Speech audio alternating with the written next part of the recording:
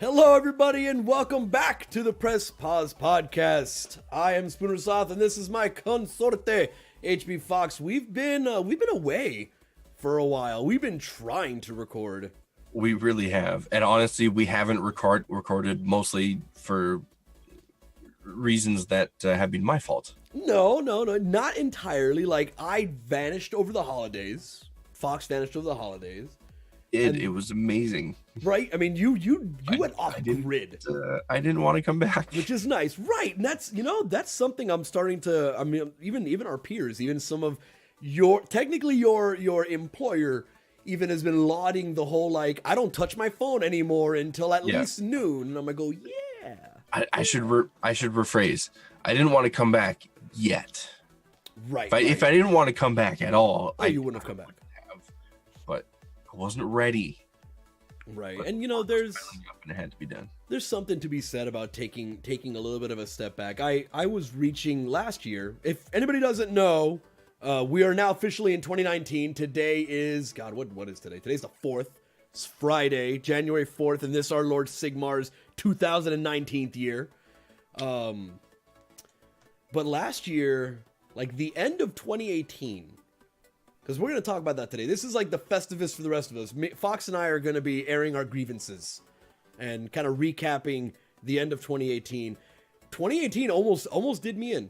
It like I was reaching burnout. I don't know about you, but I wanted to run. It was a doozy. Yeah, and it really was this vibe of like I was depressed. I told the wife because I told her my symptoms. She was like, "You're fucking depressed." You know, it's like, yeah, I missed the days where I was ignorant as hell. I didn't know shit about shit in the gaming industry. Nothing a developer did bothered me. I just got to play the game, and if I liked it, cool. If I didn't, whatever. I traded it in and went about my life just blissfully ignorant. Those days have come and gone. Yeah, those are gone. We can never go back there. Nope. You know, but you can't unlearn the things you have learned. Right. You can't have the first day at Disneyland again, right? It's just there's no going back. It's like the thing about seeing. I think there's a saying about this, but hell if I know. Seeing like the inner workings of things destroys the magic. Yes. Seeing the animatronics at Disneyland is amazing. They're beautiful. They're gorgeous. But when that Mickey Mouse face comes off and you see all those gears turning and those red LED eyes flash, and that magic's out the window. Right. It's and almost that's the gaming industry. Yeah, that's exactly the gaming industry. It's almost like it's a similar but dissimilar analogy talking about like nobody wants to know how the hot dog is made. You know? Like nobody wants to know how the hot dog's made, but you know, nobody wants to know how the sausage is made, but you want to eat it, right? Yeah. For those, you know, those non-vegan, those carnivorous or omnivorous listeners of ours, of course. Anyway, that whole thing. I have this disgusting image in my head now involving like hot dog water, and it's not pleasant. First goal of 2019, check mark. Anyway, we're going to talk about a lot of different things today. We are, but before we get into it, because we've been away for so long, and there's been holidays and everything, how was your holiday season, Spoon? My holiday season was weird. It wasn't bad. It was the first holiday season where no extended family in any way, shape, or form was involved. It was just the wife and I and our kids. And but we had a great time. Kids are happy. I'm happy. Panda's happy. Everything's fine. I'll be honest, I got a bit of a stomach flu. Like a little stomach, not flu, I'm not going to say that word. Ugh. I got like a stomach bug on the 24th and the 25th of December. So literally for 2 days that are the most important days, if you want to, you know, categorize it that way, I was wishing for the sweet embrace of death, sitting on the throne and just kind of wanting to die. And that's more than anybody ever wanted to know. But that was my holiday season.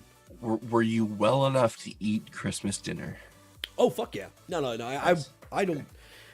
I will die with a smile if I die with a full belly, you know, and it was good. We had Christmas dinner was good. New Year's was really anticlimactic. I literally spent New Year's Eve laying in bed playing Warhammer Age of Sigmar Realm Wars, which is a tower defense mobile game, while Panda was asleep next to me, and then the alarm beeped and said it was midnight, and like we kissed, and then she went back to sleep. I finished my match and went to bed.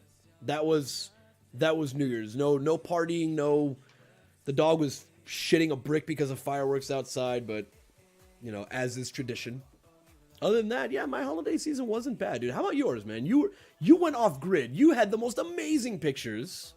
I did go off grid. My neighbor decided now is the time to break out the skill saw. I didn't go off grid for as long as I think a lot of people thought I did. The pictures that I posted on Twitter and everything, I was only gone for a day and a half. I was only up north for a day and a half. Feels like you were gone for like a week. Because I didn't sit down at my desk for almost a week and a half. And it wasn't a planned time away type of thing. It was just, okay, I'm going up north for a day and a half. I'm going to come back, sit down at my desk. But when I came back, I'm not sitting down at my desk. I don't want to do it. Right. What did you do? What did you do with your time?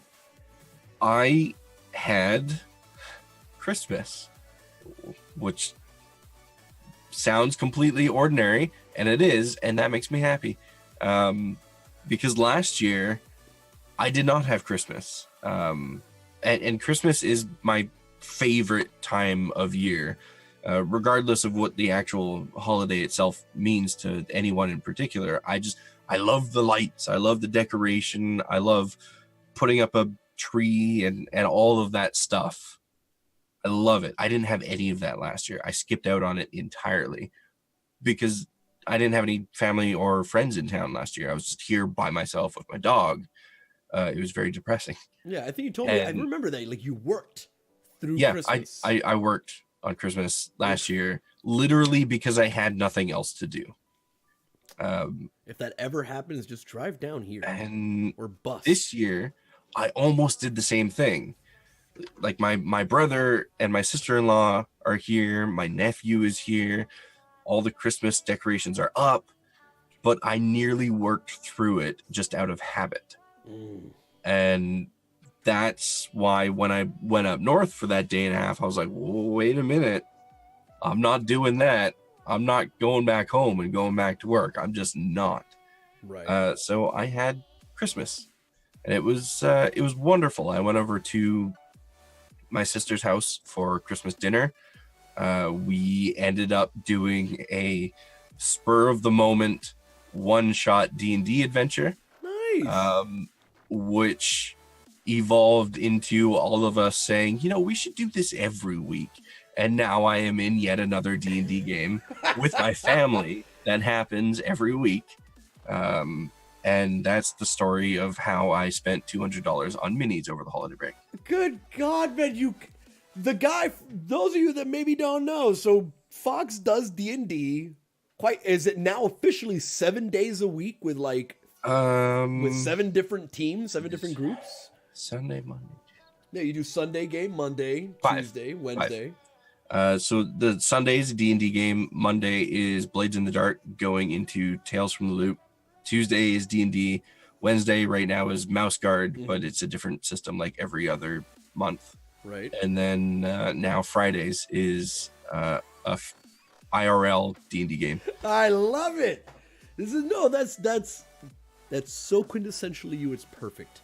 It makes me happy to hear that. I can't say no to a D&D game. I can't do it. I have tried desperately, but I just can't. We actually found some people that are like, yo, they found out that I do D&D and that Panda does IRL D&D. Used to be on Fridays. She's on a bit of a hiatus now, complicated reasons, but none of them bad. And we found some friends from her commute that we had befriended. We hung out with them, and they're like, so how about that D&D? I want to know how to D&D. And it's just one of those, like, that's a gateway drug. I don't know that I want to be the one to get them into it. I don't know that I want to be responsible for that marriage ending. They got a good thing going. It really is a gateway drug. The spontaneous game that we had, it started because my brother was like, so what is D&D? Like Oof. literally, that's how that it started. horrible question. No. So I spent 4 hours working with him through the character creation process and how that works and what's involved with it. And once he was done creating a character, we were just like, well, I mean, now we have to play with the character, right? Right. No, did he get hyped about it? Was he into it? Like excited about the character? Yeah, well, I mean, he's part of now that weekly game. It's me, my brother, my sister-in-law, my sister, and my brother-in-law. So it's like a big family game that happens every week now. Man, now you're making me feel even worse for being an only child. God damn it! I wish I had brothers and sisters and crap to do this kind of stuff with. That'd be cool. It's very surprising to me. I mean, we've always, as siblings, we've always gotten along just fine to some degree. I mean, there's always been headbutting, as happens with siblings. As is tradition. 5 years ago, if you had asked me if all of us would be playing D&D together, my answer would have been hell no. Not a chance. I don't want to be around these people. Right. So yeah, it worked out. In my New Year's, I don't usually do anything on New Year's. I never really have. But I ended up just playing some board games with my brother and his family. We played Life, and I made a tweet about it that confused a lot of people because I forgot to make the follow-up tweet that said, oh, this was from the board game Life, because I was talking about my husband, and we had twins. My cat got me fired from my lawyer job, and I never explained that tweet. I didn't mean to ask, but we'll leave that alone. Last bit of unadulterated happy that we're going to be discussing about, because there's a couple things we are going to touch on. It's depressing from here on out. Well, yeah, it's all downhill. A lot of people are like, oh, new year, new me. Fuck that noise. The old you is fine. The old me is fine, right? We're all a work in progress. The arbitrary changing of the year it's meaningless. Yep. However, instead of like New Year's resolutions, like go to the gym, man, fuck that noise. Round as a shape. I intend on remaining that shape. I set goals. I'm shaped like a gourd. Yeah, but it's a really nice gourd. It's like got that pseudo hour. Anyway, we'll get into that. Let the freaking yaoi fan fiction people go crazy. So I got goals this year. I got 3 of them. 3 primary goals of 2019. I would like to get 1,000 hours painting miniatures. I've got 7. I've got 7 of them. I want to get 1,000 hours painting. That's goal number 1. Goal number 2 is to increase my income through various means. I want to increase my income a lot more than I have it now. I'm not going to get into the detailed specifics of my income on the podcast because my wife would kick my ass. And the 3rd goal is I would like to travel. I would like to visit Canada because I live here like, 2 hours drive south of Canada, and I still have never been there. And everybody I know has been there. And it's so exotic. No, I want to go to Canada. Do you have a passport? Yes, it's valid until 2022. You are one step ahead of like everybody else that I know. Or get like the enhanced driver's license. That's something we can get to apparently here in Washington. Yeah. And I think the US does Nexus Pass as well, but that one requires like an interview and everything. Yeah, that's if you do a lot. I heard if you do a lot of travel. I've really been debating it. Honestly, the only reason I haven't done it is because my car isn't on the road right now. Because why pay for insurance when I don't go anywhere? Right. But once I put that car back on the road, I'm really considering getting the Nexus Pass. Just so I cross the border all the time, whether it's on foot or driving or flying. It's a common occurrence for me, so it might be worth it. How about you, man? Do you have any goals? Have you thought of something you wish personally, just you, that you want to accomplish this year? Just a W you can put on your belt, because obviously the world around us is fucking crumbling. I did it because I need some W's. So, not really. because I live my life in a very unplanned way. I just kind of do stuff, which sounds really super bohemian. But you know, a lot of people constantly say to me, you know, you've done so many things, you had so many experiences, like what gives? It's like, I don't know, I just kind of do stuff. An opportunity is there and I just take it. I do the thing and then I move on to a different thing. I don't really plan my life in any way. You're a fucking vagrant. You're like a wandering wastrel. You're just going. Yeah. You're like the old timey equivalent of somebody who's wandering, like a drifter from town to town with your legends. Exactly. Rose. Like one of the things that's both really good for experience and really bad for a resume is that I've had a lot of jobs in my life. Honestly, working with Hunter is the longest I've ever stayed at a job. Word. Because I get into the job, I accomplish what I wanted to accomplish with the job, and then I leave the job. Like, I'm done. What do you mean you're done? What I came here to do. I'm going now. So I just kind of do whatever. But I guess one big W would be to finally get that move over and done with. There you go. My space right now is a horrid friggin' mess because I own more things than I have the space for. That was a deliberate move. I knew I was going to be moving elsewhere, so I purchased more things than I have the space for. But right now it's just piling up until that move is done. Right, you're getting into like hoarder territory. Yeah, exactly. Like I have boxes of kitchen supplies and bathroom supplies and stuff like that. Yet you lack a kitchen and a bathroom. Yeah, like I bought it in preparation for the move, but until I move, it's just taking up space I don't have. Right. So getting that done is the one and only big thing on my list right now.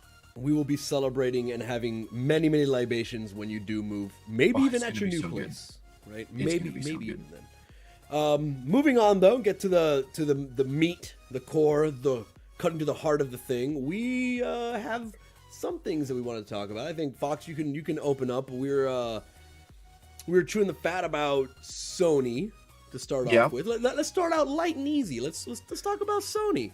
Let's talk about Sony for a minute. All right, light and easy. Okay, let's start with this. One of the biggest players at E3 has dropped out for the foreseeable future. As most of us have heard at this point, I'm sure, Sony will not be at E3 2019. They have decided to go down a different path. The path is entirely unclear to the majority of us. They won't be doing any presentations. They won't have a booth.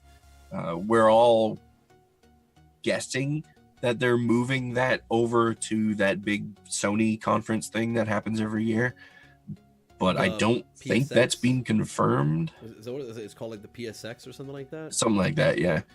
I don't think that's been like 100% confirmed yet. It's just speculation. I could be wrong on that. I have not kept up with that news in the last couple weeks. News so that's fast. Yeah, there's been a lot of stuff dropping in the last month and a half. That's it's difficult to keep up with sometimes. Right, like I know that because we were talking about this. I know that so like Nintendo does their Nintendo Direct, and that's their own very unique, and that's actually been working out pretty okay for them. That's their own thing. Yeah, it's been working out great. Right, and we know Blizzard, which is kind of weird.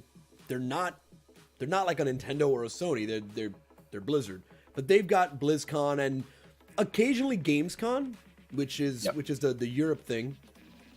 But it struck me as really weird. I wonder where all the Xbox or Microsoft won or Sony won. Who wins E3 this year? I guess by default, technically Microsoft wins E3. Right? I mean, yeah.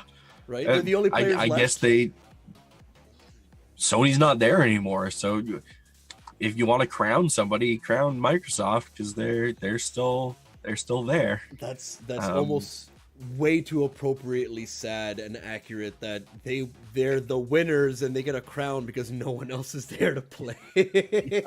I mean, Nintendo is still there, but Nintendo's never really been a part of that.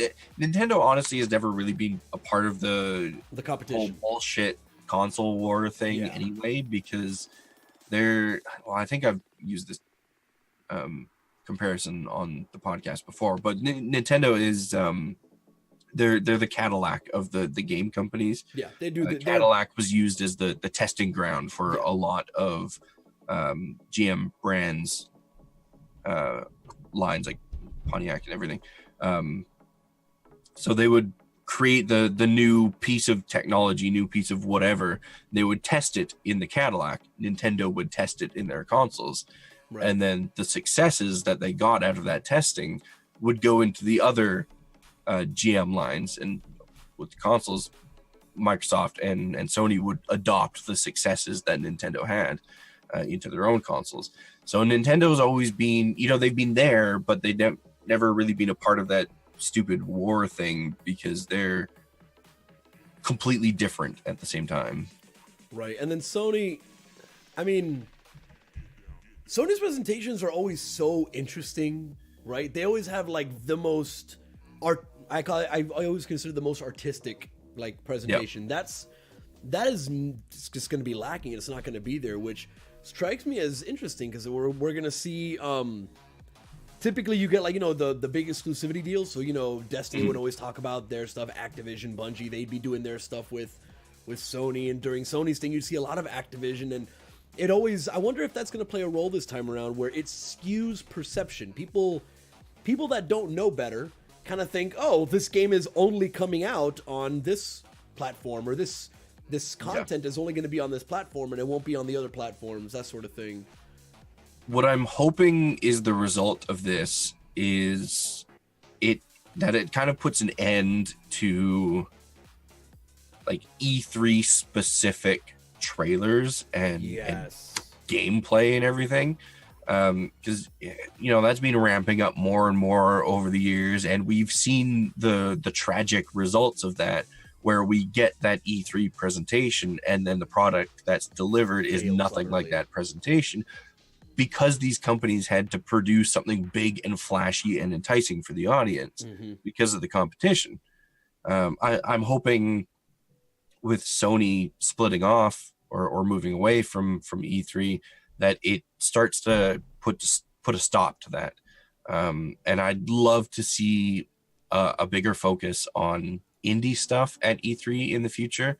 Microsoft did an amazing job at that this past year. They had a big focus on indie titles and the moves that Microsoft Studios were making in that regard. I'd love to see more of that. Nintendo did the same thing, announcing all the indie titles and stuff that were going to be available on the shop for the Switch. Again, I'd love to see more of that this year. And Sony, as much as I love Sony and as amazing as the PlayStation exclusives are, Sony's behind the times when it comes to indies. No, I agree. They really have shown no interest whatsoever, at least no public interest whatsoever. I don't know what's happening behind the scenes in supporting those indie studios and giving those studios basically just the time of day. We haven't seen that from Sony. So I really hope with them leaving E3, it puts the spotlight on Microsoft and Nintendo with all those indie programs that they're doing. I'm kind of really hoping, I mean, we always talk about how we want companies to compete more. Sometimes that's a good thing. Almost always is a good thing. Sometimes it's not. Sometimes they can actually, just cause all kinds of turmoil. But for what it's worth, I don't own an Xbox One. I don't have any intentions ever of owning an Xbox One.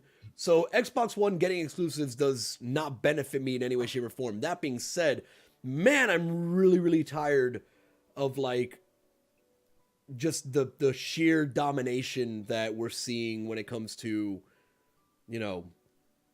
I hate to say it, like it's Sony and Nintendo, Yeah. and that's all. Sony, Nintendo, and fucking mobile gaming is all anybody seems to give a shit about.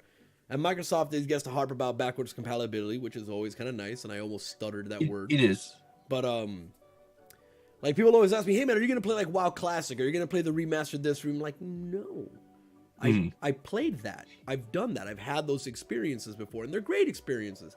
Yep. If I want to like trip the light fantastic on nostalgia and get really just deep into nostalgia for a while, sure. But I want new things. I want new experiences. I want, honestly, in my forever, if I had a magic, genie lamp kind of situation, cross-platform play for every damn thing. Every title that's multiplayer, make them all cross-platform. That'd be great. And I think Microsoft has recognized that that's a thing that people want. Right. And that's why they've moved away from having a huge focus on exclusives and more of an effort, I guess, put into their Play Anywhere system. Right. We're seeing an Epic do something like that too, no, right? If I remember correctly? Yeah. Epic is, well, that's going to tie into another conversation that I want to have during this broadcast. Epic is doing awesome things. More on that later. Right. They Too Long Delivery version. They opened a game store. They're offering a much better cut than Steam would for developers, which is good because I think Steam is a smoldering pile of garbage that really, really just needs to not be around anymore. I like what Steam is trying to do. I like what they have always tried to do. They are just not doing it the right way right now. They were and great. Haven't been for a little while. Yeah, I think that Steam was great when there was no other option. And now that we have the Discord game, you can play games on Discord and buy the Discord marketplace, the Epic Game Store marketplace, Uplay, Battle.net, everybody and their mother's got their own independent marketplace, and Steam just has the infinite shovelware of stuff that is impossible to navigate. Now that I guess we're on that topic, that is one of the things that was kind of on my list to at least mention during this episode. Earlier in the year, Valve implemented their new revenue share tiers for developers. I don't know what they were thinking, but with the system that they've implemented, it's basically, if you're already big, we're going to give you more money. If you're small, we're going to keep more of your money. It's the Twitch School of Business. I don't know what genius over at Valve thought that was the right way to do it, but surprise, it's not.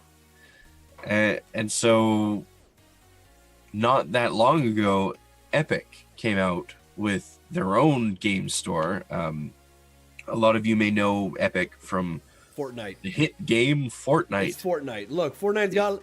I hate Fortnite, but Fortnite's got like 400 million fucking people playing at any given time a day. It does. They're doing something right. They absolutely are. Epic has done a ton of amazing titles and stuff in the past, but obviously the biggest one, literally in history, is Fortnite. Yeah.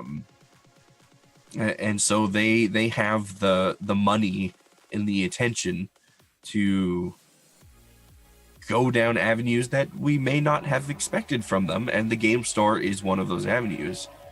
There's people outside. I love your neighborhood, dude. I don't. I'm completely derailed now. Talking about Epic, talking about Fortnite, talking about the game store. Right. The game store. So I don't think it was in direct response to Valve, but it was certainly a bit of a upturned nose at them. Epic, their revenue sharing system is literally the best in history. Right. No, Discord technically is now. Discord technically took that title from them like immediately after. Yeah. But at the time of release was the best in history. It favored developers immensely. I don't remember what the numbers were off the top of my head, but it was like 80% or something like that of the revenue Yeah. went to developers. On Steam, what is it, like 30% goes to developers? Steam is Yeah, I think it's a 70-30. something like that. Or sorry, a 30-70. So developers get 30% of whatever income, whatever revenue. I think Steam gets 70. My numbers aren't exact on that one. I don't know. I don't have the exact numbers. But I know that Discord was like a 90-10 split, and Epic Games is like an 80-20 split. Yeah. That Epic, they said that if you build your game on the Unreal Engine, it will support cross-platform play. It will support all this other stuff so you don't have to do any extra work on the back end as a game developer to make it so that I can make a game for Xbox, PS4, and for PC, and everything will cross-play perfectly fine. Yep. Yeah, and you mentioned the Unreal Engine. A lot of people, surprisingly, a lot of people don't know that Epic is behind the Unreal Engine. It is their engine. And one of the things about the Unreal Engine, like any engine out there, to use it to build your game, you obviously have to pay that licensing fee and everything for the engine, for the rights to use it for your game. If you sell your game on the Epic Game Store, Epic themselves will cover the cost of that license out of their portion of the revenue from the sales of your game.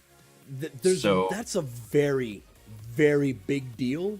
It is a huge deal. That's the reason that like you said, you don't think it was a direct attack or like shots fired at Steam. I think it absolutely was. They see an opportunity to diversify, to not just like, they don't want to be just the Fortnite company, because they know, like any other intelligent businessman, that eventually Fortnite is not going to be super popular. Something else will show up. Hell, just not to get too much on a tangent, the fact that people are clamoring and demanding, the consumers really want a game like Atlas or Ark. The problem is, the game developer making Atlas and Ark really doesn't do a good job at making that kind of game. People want a multiplayer, open world, sandboxy kind of thing. They want that kind of playground. The market right now, I believe, is primed for something like that to happen. But that's a whole other thing. So, I mean, Epic knows Fortnite eventually something's going to happen. If it isn't like, a movie star or a hip hop star suing them for something, that something is going to happen, and Fortnite will no longer be this 800-pound gorilla. And you look at Steam, if I am an indie game studio, if I'm a team of 15 people, like Shiro Games, amazing game studio. I freaking love those guys. They make great work. I hate that they're on Steam. They're such awesome individuals. They have such a great little studio buried under a mountain of shit on that platform, and I know that they're not getting enough money from the sales of their game, and I want to see them win. Like, I want to see those companies kind of win, and we'll see that maybe if they get pulled over to something like, to the Epic Store, and they get, I mean, it's a couple $100,000. I've looked into it to get the rights to the Unreal Engine to make your game using that engine. The licensing rights, right? If that's no longer a thing, all you gotta do is crowdsource, kickstart, and you're good. Yeah, and I don't remember what the actual number is, but I think it's like an ongoing thing. Like, if you use the Unreal Engine, I think they take like 5% or something of the revenue for each sale, which 5% it's not a huge amount. You continue using literally the thing that makes your game possible, right? But having a place like the Epic Store where you don't have to worry about that 5% at all, they take it out of their portion of the revenue. That's amazing. That opens so many doors for studios that may otherwise have just straight up not been able to create their project because they couldn't handle that little extra fee. So Epic is doing a lot of really good and really necessary things for that space right now. And I'd love to see more companies jump on that bandwagon, just like Discord did. Uh, Discord being Discord, that team is a bunch of weird, silly people, and I absolutely love it. They jumped on, and then they had to make a split that was better than the Epic Store. Right, and their stuff is pretty cool too. Like some of the games that are on there are super quirky and they look like a lot of fun. Discord is doing a really interesting and kind of fun thing with their store, where it's not a huge focus of the platform. It's not something that they constantly push into people's faces, but it's there, and they offer a lot of genuinely really good things on it. Like if you have Discord Nitro, for example, you have access to a huge library of games on Discord. Right. That you may not even realize unless you actually go to the store and look, because it's not something that they're pushing towards people, but it's something that they are investing time and energy into, because they have the time, energy, and money to do that. So why not make that a thing for their customers? Why not make that available? Why not push that gap, make it even larger between the old system, Steam, and the new system, Epic and Discord and everything? I love seeing that. I love it. Yeah, it's something, as we've been talking and going over, it's kind of been something clicked in my head, and I really wish I had more data at my disposal, and I had the kind of training, like professional training, to be like an actual analyst. But I find it interesting, is we were going to talk later on in the podcast, after we covered the big ugly Twitch subject, which we will at some point. We'll try to gloss it over as quickly as possible, because we don't want to get madder. But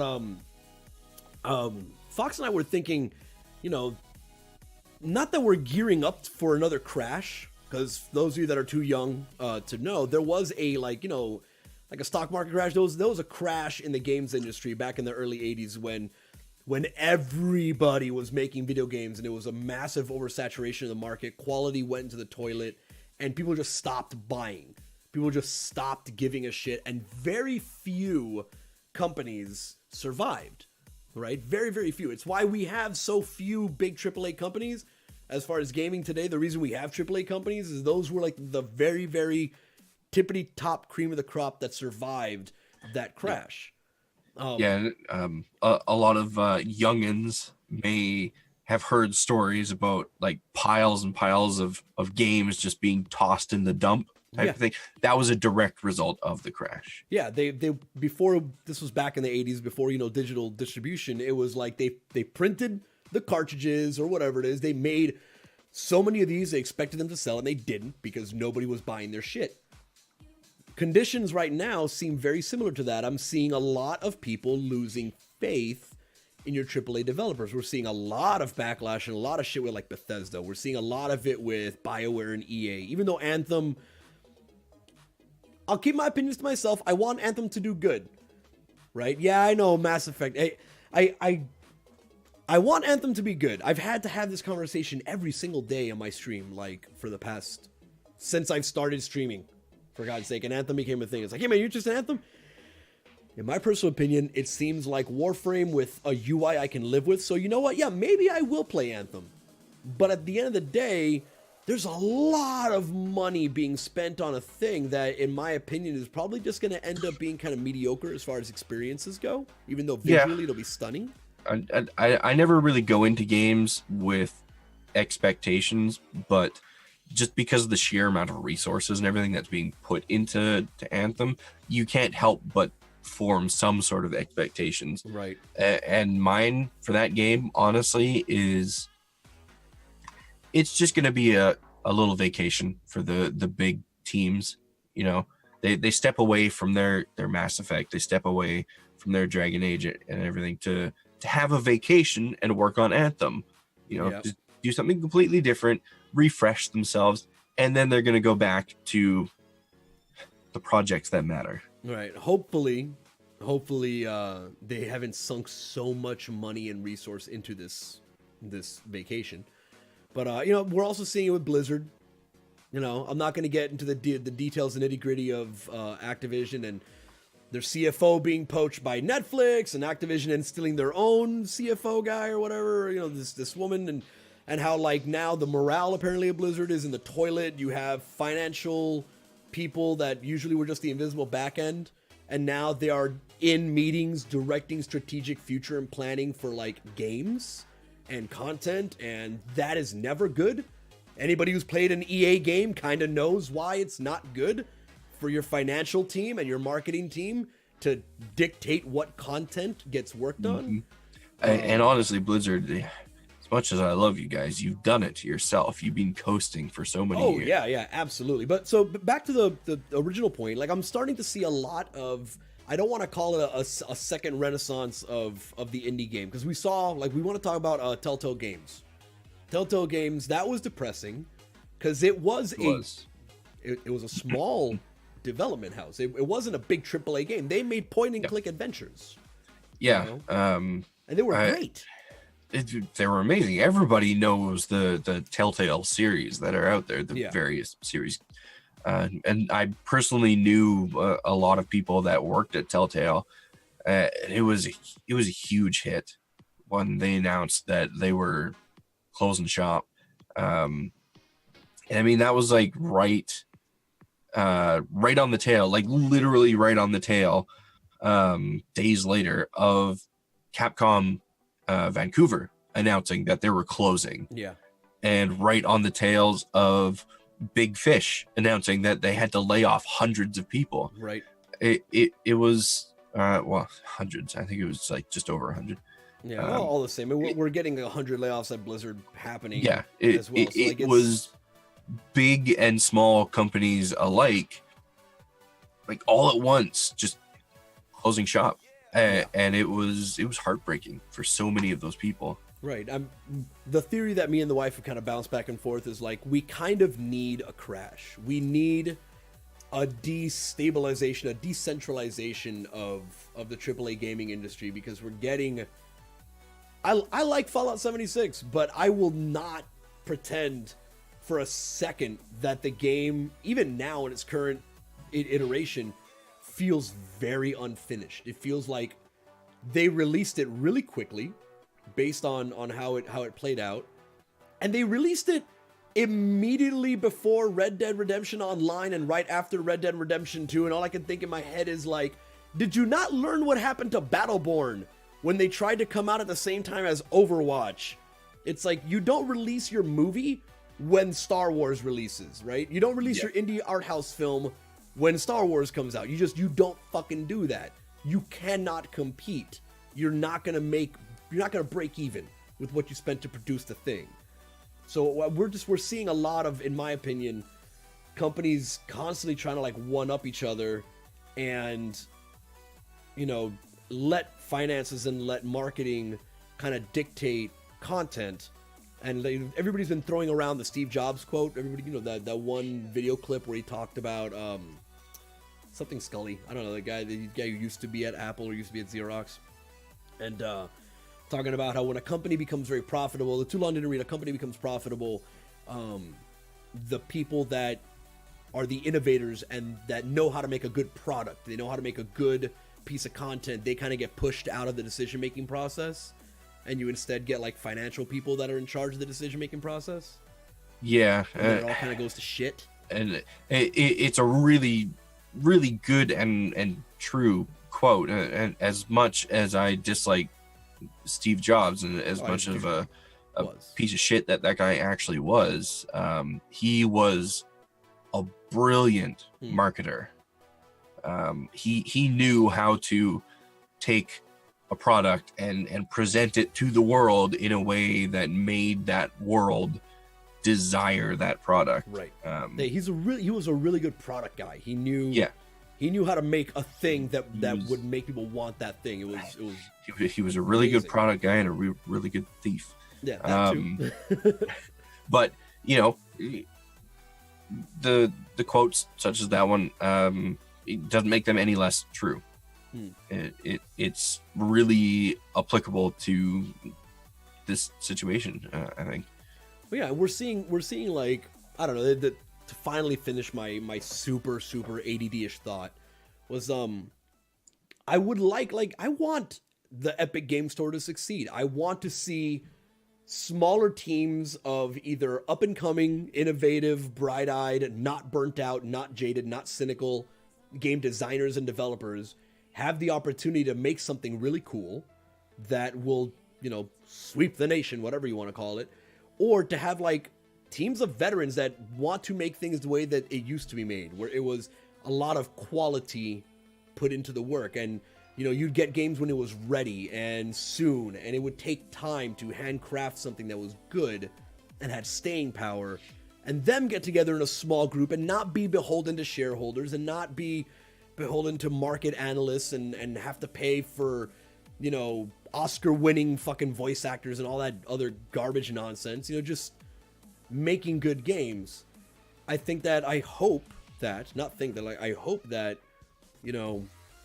moving on this year and the coming years, we get to see more of that happening. I want to see more indie titles at the top stream spot of like, your streaming platforms, things like that. Speaking of streaming platforms, just to finish off the podcast, we're gonna end with a bang. We're airing our grievances.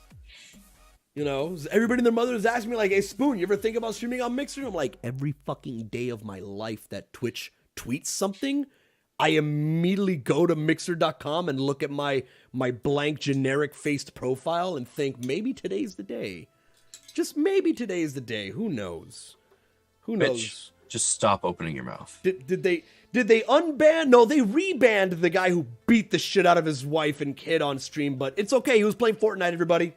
It's all right. He's got the viewers. He's got the numbers. We're gonna let that one slide. Oof. Now, I will defend their position on that one, because I will not defend them unbanning the guy. I will defend Good catch. the situation as a whole. Because they have not put out a statement, and they probably won't put out a public statement. I'm waiting for the internal statements. I know a guy that knows a guy. I can see those. I know a guy that knows a guy. I feel like they didn't know who he was when he was unbanned. I don't know if it was an automated system or if it was a manual unbanning. But as shitty as Twitch can be sometimes, as shitty as the corporate side of Twitch can be sometimes, that is like straight up just not something that they would have deliberately done. Right. If they had known the reason for his initial banning. Yeah, I agree with that. I don't think it was like a deliberate, we're going to give him a pass. More like it was the Amazoning of Twitch. It was just like, we're going to let the automated system fucking deal with that. Yeah, it's like, we don't know if it was an automated system. That's something we just straight up don't know. I really hope if it was an automated system, completely understandable. System obviously needs to be tweaked and reworked, but completely understandable. Things happen. If it was a manual unbanning, still completely plausible that the person that did it probably just got like a support ticket, did a brief amount of research, didn't find that the guy was banned for domestic abuse on stream, just didn't see that. Like, okay, we're going to unban this guy because we don't have all the information. And then gets unbanned. Hellstorm happens. Right. Gets rebanned. I have been on the support side. I have been the receiver of those tickets before. I know that shit just happens sometimes. Right.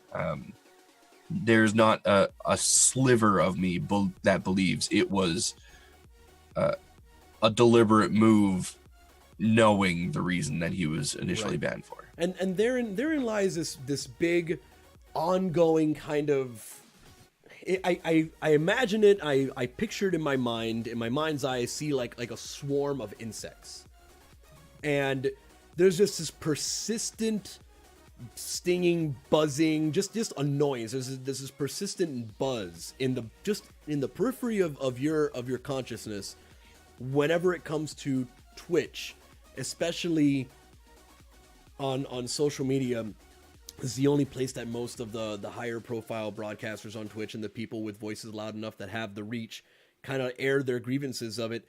There's a lot of hypocrisy. It's very opaque. There's almost no transparency whatsoever at what's going on.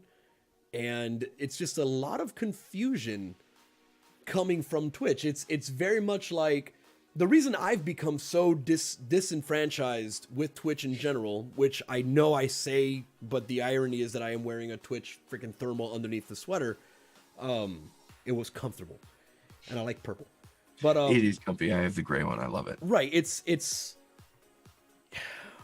I'm trying to find the right way to articulate it because it's very interesting to me that Twitch has become, for me personally, and I will always preface whenever I say something as it's just a personal, it's how I feel, it's my personal experience, your mileage may vary. I welcome any and all, civilized discourse about it, even uncivilized discourse. You want to fucking yell cusses at each other, let's go. But it's like an analog for the shittiest possible way you can view like the current state of inequality in like the US. It's the big get bigger, the small get smaller, people get taken advantage of, and the people that see there's a problem inherent with the system, they're like, hey, this is really fucked up, but all of my livelihood is tied into this, so I can't go anywhere else. I disagree with them running an advertisement for their golden child on my freaking channel, but I can't not. What am I going to do? Not stream? I'm just not going to pay my mortgage or my rent, or I'm not going to eat, and that is just, it's a shitty place to be. Somebody said something that really catalyzed. She is an amazing broadcaster, an incredible artist. Her name is Electro Kittens. She made a tweet that will stick with me. I think she's amazing, by the way. She's not hearing this, but you are fucking amazing. Anyway, that's enough fanboying for me. She said something like, I think the last sentence was, us as creators are just along for the ride. And that hit me like a sack of bricks, because one of the main reasons that I do stream on Twitch as like a primary thing to do as a grown man is because I wanted to have agency in my life. I wanted to have, like, I decide when I start work, when I stop work, if I can go get my kids or not, that sort of thing. To be reminded of just how little impact you have whatsoever, unless you are the 1% of the 1% when it comes to the platform, it made me feel like, it made me ask for the first time since I began this in January of 16, it's like, is it worth it? Like, you can sink infinite hours and it does not matter. Your community can tell you how great you are. You can have a great impact on others. You can get 600 viewers, 1,000 viewers, 6,000 viewers. At the end of the day, your ability to direct, to steer the ship of Twitch is really minimal. And it is. That's a little scary to me. That's kind of just the theme of being a content creator in general. The platform is ours. It belongs to us, because without us, it would not exist.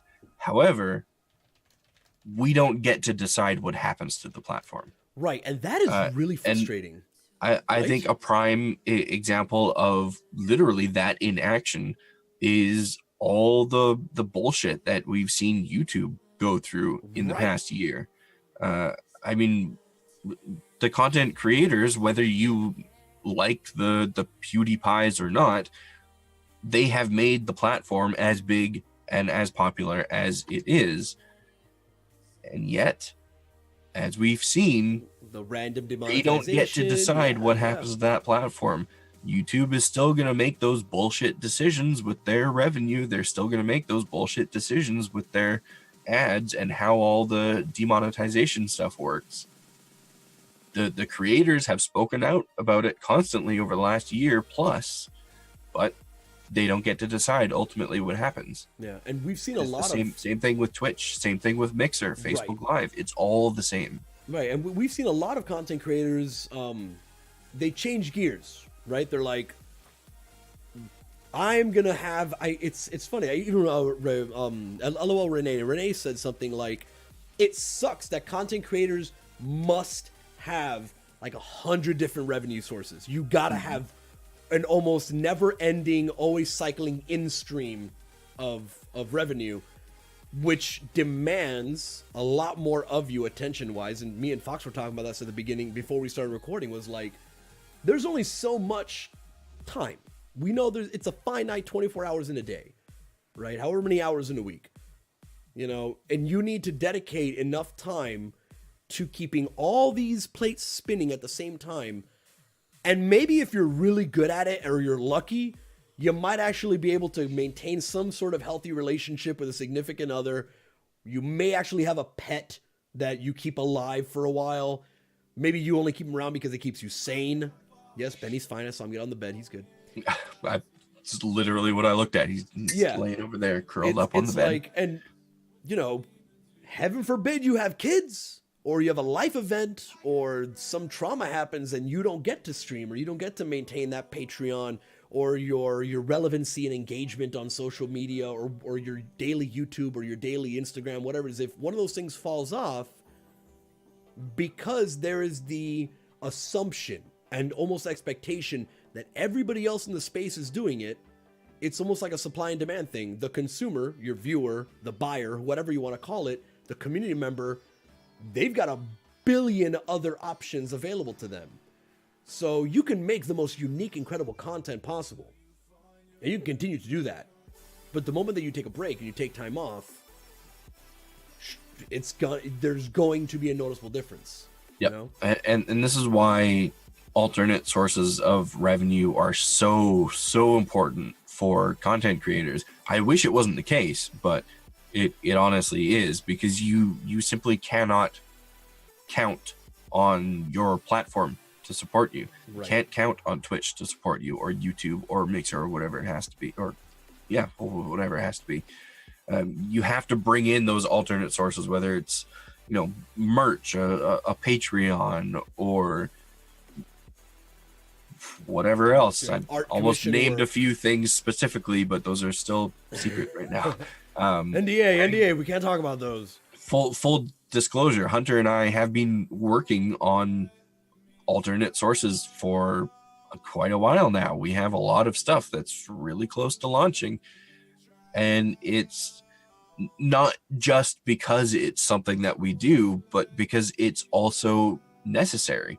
Something happens to either of us and we can't stream on Twitch for a month, you know, we have to pay our bills. So we have to have those sources available to us. I wish Twitch and YouTube and Mixer and all these other platforms were in a position that made that no longer a necessity. I wish we could count on those platforms, but as they are right now, we can't. And that's why it's important to look at companies like Rooster Teeth, for example. They're a great example. They created their own platform. They make the decisions of what happens to their platform. They provide all this content in their own space because, well, let's be honest, at the time, but there honestly wasn't anything like YouTube or anything, so they couldn't go that route. But it's secured their own future, and content creators these days, they have to start looking at options like that. And obviously, you know, don't go out and create your own website and host your own videos and stuff and expect that that's gonna maintain you. That's a lot of expense, and you're not going to see that money back for a very, very long time, if at all. But just look at what companies like them are doing for alternate sources of revenue, and just think, how can I apply that to myself? Because as depressing as it is, you can't count on the hosting platforms that you're using right now. Yeah, I think that, and most, I don't want to say all, because that may be stretching it, but I think most content creators get it, right? They understand that fact of life. They live with it every single day. It's why we're all stressed out of our freaking minds. Yeah. You know, why some of us are dropping like flies. But I digress. it's not like I'm just bitching or we're just complaining and griping and pointing out, look at this bad thing. Let's look at the bad thing and extrapolate the bad thing. It's more like when we have the New Year's Eve bullshit thing that happened, when we have, you know, the banning, like in my opinion, why was it the moment that the channel got banned the first time, why was that account not deleted? Like when these things happen, we see this, or at least not deleted, but like benched and sent over to the authorities kind of thing, right?